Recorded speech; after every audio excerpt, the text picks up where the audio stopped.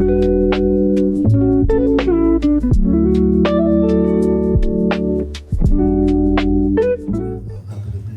this amazing stage with some amazing people talking about healthy relationships. I am Donna Shopley. I am the Senior Director of Systems Program at Women Helping Women. We teach healthy dating, healthy relationships. We also train teachers so that they will be able to recognize early warning signs. Hello everybody, my name is Taylor Curtis. I am the Senior Director of Racial Justice and Advocacy at YWCA Greater Cincinnati, where our mission is to eliminate racism, empower women, and promote peace, justice, freedom, and dignity for all. We're the only domestic violence shelter across Hamilton, Adams, Brown, and Claremont County. I'm Yvonne Bradley. Like Taylor, I work for the YWCA Greater Cincinnati. I provide leadership and development to the very frontline staff. Our services that we provide at the shelter is for individuals that are fleeing intimate partner violence. We are there to support and uplift them and at least have them in a better position when they leave our program.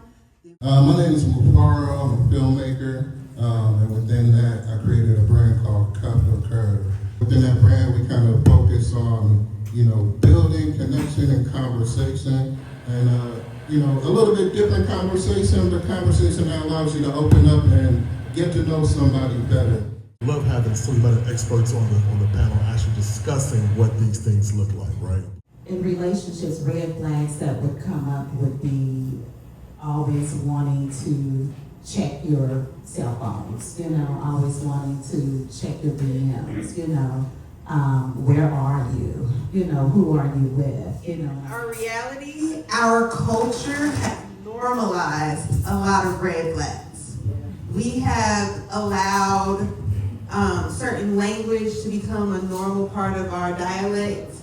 We have allowed a lot of terminology that refers to one another as property and as belonging to one another. Relationships should be built off of trust and healthy boundaries, and oftentimes we rush. Healthy relationships starts with conversation, and having an open conversation and being available for that conversation. The pressure comes to mind when I hear a red flag. If somebody keeps on pushing, that's a big red flag because they're trying to force something into you or out of you. It's a fine line between being thirsty, right, and being persistent. I've learned that if you like me, I'm persistent. I'm applying pressure, and you like pressure. If you don't like me, then I'm thirsty. Finding out how to communicate with how another person communicates and meeting them there is how you can resolve some situations. Love and pride are not the same. They don't go together at all. They are in opposition to each other. So to talk through those moments and to have that conversation to say, what decisions did you make? And let's be honest about those decisions and then decide that you're not going to do it again. You choose to do what you do. We choose to believe what we want to believe, right? We choose to put on what we want to wear. But just thinking about the impact and the consequences and those that are left behind, how we have to deal with those, decisions that were made. There's been an opportunity to spread awareness at a level that hasn't existed before, where information can trend so quickly that everyone is on the same page. I saw this trending thing where people were asking for help with domestic violence by holding their hand up and doing this. And this symbol is now going viral as a way to acknowledge that you need help.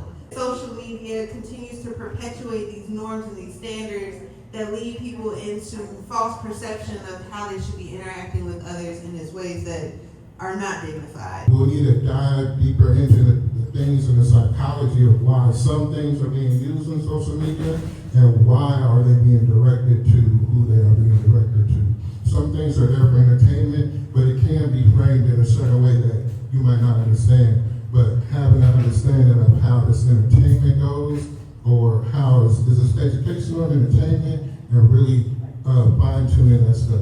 The process goes back to the golden rule. We grew up with that golden rule, do unto others as you would want people to do unto you. Love is unconditional. It's consummate.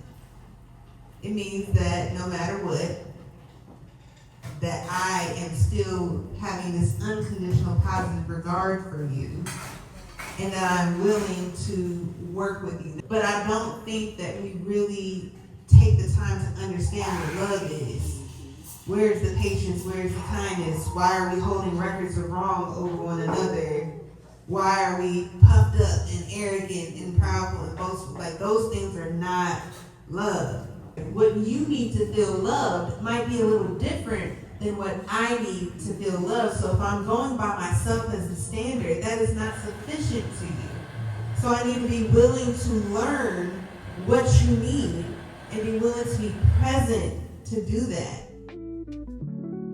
So I thought the discussion today was very beneficial for men and women. There were some really important topics that were discussed, such as communication and vulnerability. I feel that that's very prevalent in our community. I really enjoyed this event.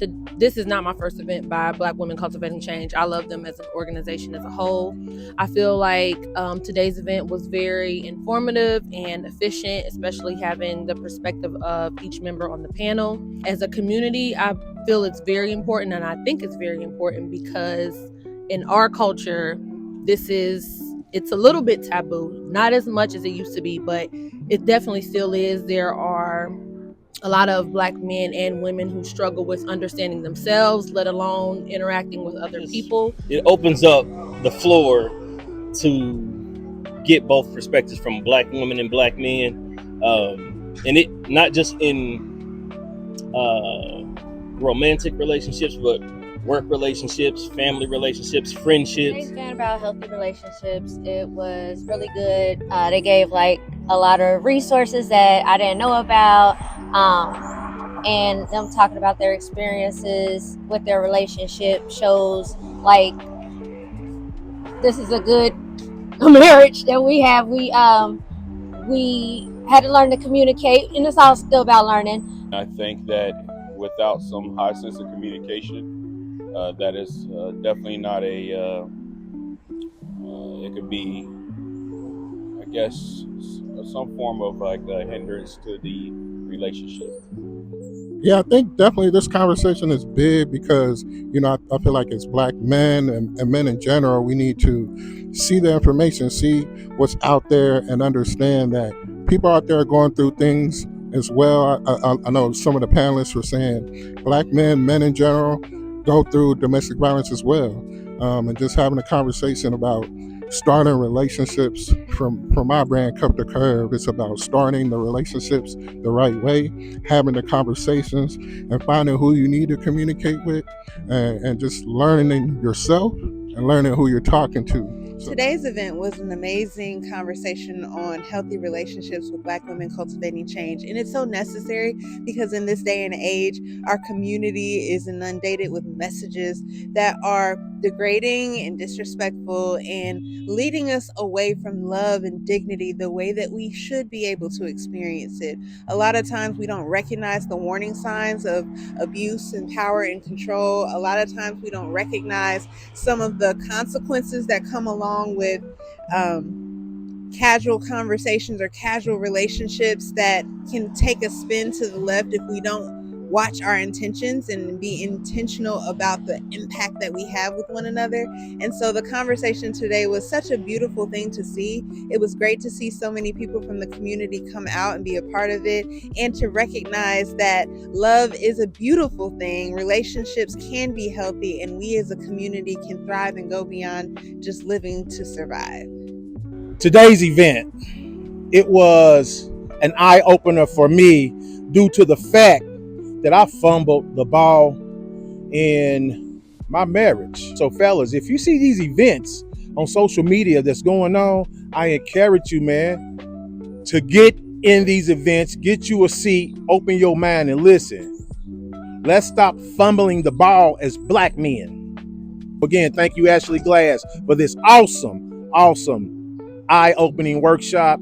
And thank you for the panelists. because again, it changed my life because I'm tired of fumbling the ball. Peace.